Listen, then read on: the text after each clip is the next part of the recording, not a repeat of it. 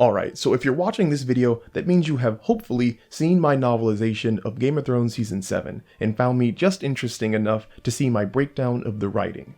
If you haven't seen it, I would recommend doing that right now, as this video won't make much sense without it. I will leave a link for part 1 in the description. For those of you who are here on purpose, we can jump right into the breakdown. So, a benefit that television or movies have over written work is being much more efficient with visualization. All you have to do is point a camera at something and boom, the audience sees it.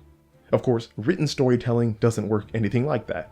The audience only knows what you show them or what you infer to them. Because of this, a favorite technique of mine is to start my writing off with descriptions of the setting, which isn't revolutionary at all. But by doing this, the reader doesn't have a bunch of disembodied voices giving dialogue in like a white empty space. This is why I started the piece with, Cersei watched the Lords of the Reach saunter into her throne room. It was midday, and the windows of the Red Keep were flooded with light, though the mood was anything but. I began by immediately presenting the name of the POV character, Cersei. This is just an easy little trick to let the reader know very early whose perspective the writing takes place from. Next, I introduced into the scene the lords Cersei will be interacting with, and then finally end the sentence with an actual setting of the throne room. These three pieces, Cersei, the lords, and the throne room itself, are the most important aspects of the scene. So I wanted to introduce those first so the reader could get a sense of space and context. Lucky for me, I don't have to go into detail about the actual physical setting of the throne room, because it's pretty easily imagined. If the environment was more complex or abstract, this is where I would introduce those details though. Still, I didn't want to leave the throne room completely nondescript, so I chose to give detail about the windows and light. Time of day and lighting is always crucial when trying to create visualization opportunities for readers, so I brought that in here. You might also have noticed that I ended the second sentence with a bit of wordplay. By using the description of the light coming through the windows as an avenue for describing how the mood in the throne room was not light, I can flow through the different information in the prose organically. Openings are always the hardest thing for me to write, but all things considered, I think this one is pretty good, especially from a functional standpoint. We have our characters, the setting they are in, a description of the setting, and the mood of the setting, all in 2 sentences. It is important to keep these kinds of setting descriptions concise too, because you don't want to clutter the beginning of your chapter with too much ancillary information. I want the reader as fresh and eager as possible to accept the more important plot-relevant details of the scene later. Moving on to the next section, I continue the scene setting. I introduce Jaime and his armor, but again, I don't go too deep in physical description, just enough for visualization. What I go out of my way to do is utilize the POV I'm working with. The next sentence is Cersei thinking about Jaime, and I go on to show that through her inner monologue too. What a lot of novice writers let go by the wayside is the opportunity to use the prose of a POV character to build that character's personality and frame the world from their perspective. At the thought of Jaime, Cersei starts thinking about them in bed, which gives info to the reader about not only their relationship, but on what type of person she is as well. I do the same thing in the next sentence when Cersei considers Sir Gregor Clegane. The prose name him as a monster, and while not dialogue, it is reflective of how Cersei would view the mountain. A lot of people will tell you to keep the prose of your story impartial, and a lot of people would be wrong.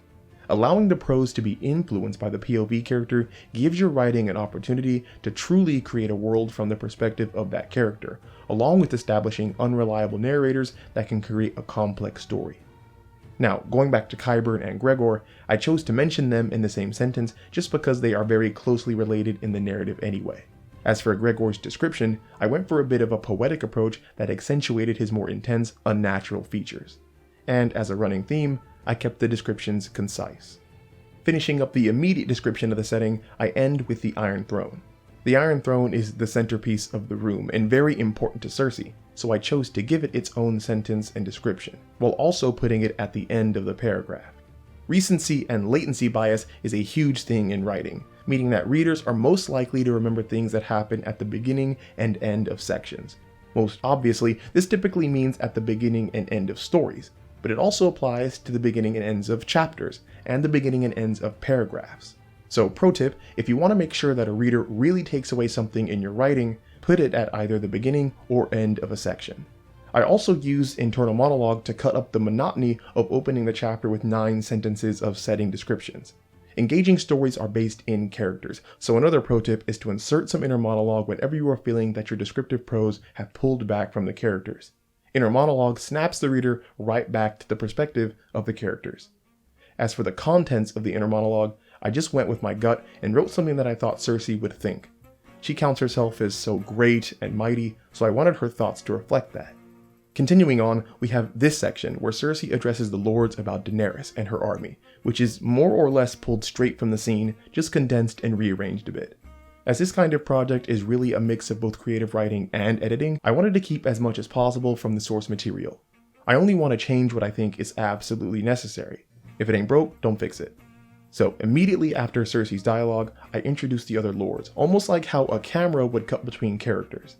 For descriptions, I just wanted to show that they were uncomfortable in the situation. Notice how I didn't bother describing the clothes and individual aspects of the group either. I want to keep these descriptions brief because again, I only care to describe the visuals insofar as they serve the narrative. The clothes they wear bear no weight, but their attitudes do. I trust the reader to create clothes for the lords on their own. Also, setting up the discomfort in the lords works great for Randall's eventual introduction too, because it allows me to flow into detailing how all of his specific discomfort comes from anger, not worry. Thematically, this creates a separation between Randall and the other lords, which is important because he is the centerpiece of the scene anyway and needs to stand out. As for the method of his introduction, I'm always looking for interesting ways of delivering information to the audience. Having the pros mention an angry father, and then having Cersei deliver inner monologue referencing back to Tywin is just a clever way to move through the scene. A rule that I kind of live by concerning writing is, when in doubt, make it pretty or witty. Now, when Randall's name is mentioned, I list his titles and ranking, giving context to his importance and helping out any reader who might have forgotten. Lastly, since I am writing this from the perspective of Cersei, I wanted to reflect that the chapter is really seen from her point of view. I strive to remain as true to her character and the source material as possible, so this specific line is a callback to dialogue that Robert delivered in Season 1. Lance through the heart. Quick one.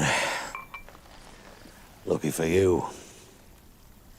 Mine was some Tarly boy at the Battle of Summerhall. This inner monologue works to show the sinister, murderous side of Cersei. Here we have Dickon's introduction. I didn't use his name in the writing though because Cersei wouldn't know his name yet. Because she is the POV, things outside of her knowledge cannot be represented in the prose.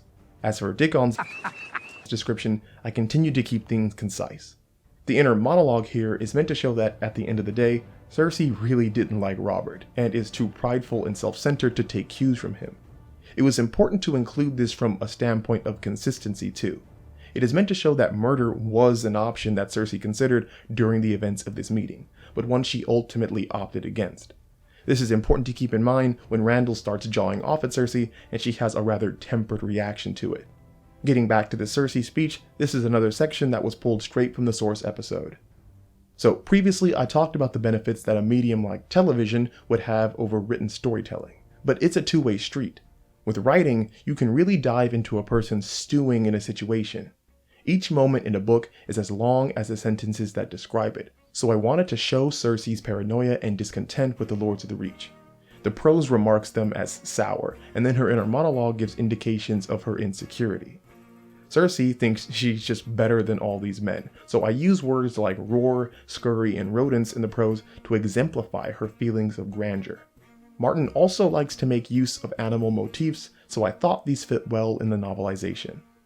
This was another section taken right from the episode, again just condensed a bit. When mentioning Randall Tarly though, I did reiterate his anger. It is a central part of his participation in the scene, so I wanted to make sure the reader had the information paired together consistently. The next few paragraphs though is where the editing becomes more heavy-handed, moving the scene to how I feel the meeting should have realistically went down while trying to remain true to the source material. As I have said in previous videos, nothing causes tension like uncertainty, so I wanted to put Cersei, and by extension the audience, in that situation by having Randall's reaction be a bit ambiguous. I continued that trend by having Randall go straight into questioning the other lords without giving any context. Of course, Randall's true intentions are made clear shortly after. I tried to write this particular section in such a manner where Randall was giving the middle finger to Cersei, but doing it in the most tactful way possible. An inspiration for this moment was when Tywin had to do much of the same thing when dealing with Joffrey. Your Grace. as I felt the situation was reminiscent of that. Here we see Randall really shed that subtlety he's been using and come straight out with his frustrations to Cersei. I thought this was important to include to remain true to his character and how we have seen him interact with Sam. He's not a politician like Tywin. Randall is a warrior and he has the straightforwardness of one. Continuing on, this section really dives into the aftermath and repercussions of the wildfire attack at the Sept of Baelor. A reason I included this is because when watching the Source episode, it just felt so wrong that such a monumental event would go unmentioned for nearly the rest of the series. I brought in a few more details about family and lineage as well, partly because it fits with the argumentation, and partly because I'm just a total geek for Game of Thrones. Lastly, I end on the effect that Tarly's words have on the setting. It is fine for a character to give a long protracted speech or monologue, but you don't want it to be in a vacuum. Remember, the longer something is off the page, the more likely the reader will forget about it or not visualize it. By mentioning the other lords in the middle of Randall's speech, I provide context for how his actions are shaping the events of the narrative. I pulled from Randall's personal history from the dialogue he provides here. I was lucky too, because he provides similar argumentation to Jaime in the Source episode, so I ran with that, with just a few twists of course. And like I said before, due to the natural biases that readers have, I wanted to make sure to end Randall's speech on a powerful note, something memorable that would not only sum up the contents of this dialogue in a nice package, but that flowed with the rest of what he said. I decided to have Randall's words have a double meaning. When he talks about needing assurances that he will not end covered in flames, the first thing that would come to a reader's mind would be Daenerys and her dragons. But then when he says green or otherwise, it would become apparent that he doesn't trust Cersei either because of the wildfire incident. His trepidation of the entire circumstance is wrapped up in this closing sentence. And to start this segment, I again open with Randall's effect on the other lords in the setting. Still, I didn't want to get too caught up in Randall and the other lords of the Reach, so I moved straight back to Cersei's perspective, giving her thoughts on the matter. The next part of the paragraph details the deliberate move Cersei made before the meeting. Again, I thought it would be in character for her to plan something like this with a scheme in mind. And that specific scheme involves Dickon Tarly, Randall's son. Though we won't get to it in this video, the rest of the novelized chapter details Cersei manipulating Randall into fighting for her by threatening to have his son placed into the Queen's Guard. This would of course mean that Dickon wouldn't be able to marry or produce heirs, basically signaling the end of House Tarly. And we all know how much Randall fears that. House Tarly has stood for thousands of years. It will not fall on my watch. To line up with the show, the rest of the novelization detailed that defiance of the crown would end with Dickon being on the Queen's Guard, but serving the crown would allow Randall to be the Warden of the South. When the war is won, the Queen will need a new Warden of the South. I can think of no better man than Randall Tarly. If this whole Queen's Guard development seems familiar, it's because it was directly inspired by Tywin's dealings with Olenna. The uncertainty makes you uncomfortable. All right. I'll remove it for you. To remain true to Cersei as a character in this edit, I wanted to show that she would conduct herself like Tywin when she obtained a true position of power. Cersei has always seen herself as Tywin's prodigy, as the show has made clear. Did it ever occur to you that I might be the one who deserves your confidence and your trust, not your son's? Having Cersei walk closely in Tywin's footsteps when dealing with Randall seemed like the best way to evoke her character while also staying true to her character. And that right there is the end of the breakdown of those 1,000 words. This was a bit of an experiment on my part, but I hope having this comparison between the visual storytelling and the written storytelling plus the breakdown could help some people with their own writing. All I know is that I had a lot of fun doing this. So let me know down in the comments what you guys think. As always, it was a pleasure, and I will talk to you all again soon.